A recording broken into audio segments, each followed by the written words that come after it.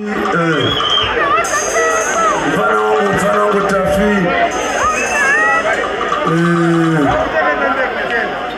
Chigiti kanchele soma zwana ya ndona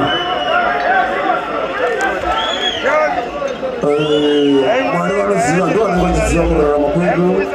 zvatinoonana nazo zvakanaka zvakashata zvinotapira zvinovava sezvinokusiya maoko aMwari asi unoita ezvinozo nematambudziko ane dambudziko remaziso rakangonyuka saka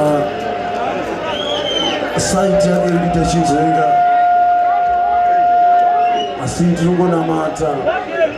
kuti ndizigone kuendekera chikumbira kwavari neminyengetero yavo zana nemazorungu sekunzwa kamaita unomuziva tamboenda Mozambique mwedzi wadarika tikamusiya ikuna chiremba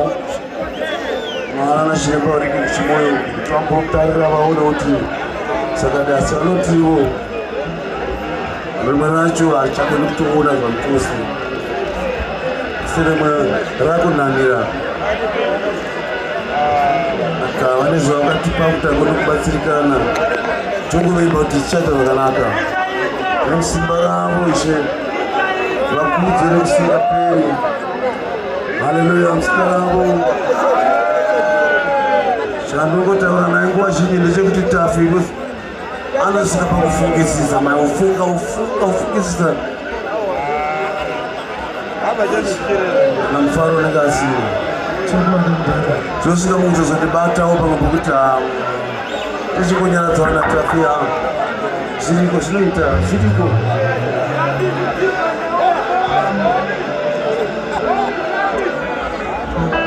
anzi munhu ari papanzvimbo rwasolo Tafi Munda wekutaruweni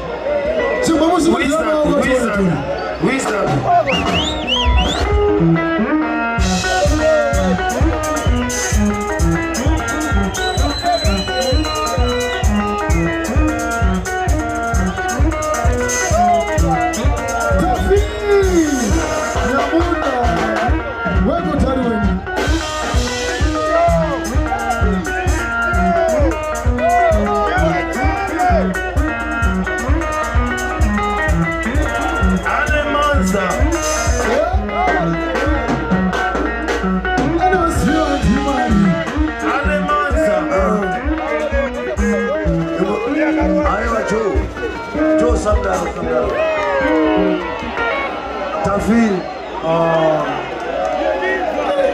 buru riburu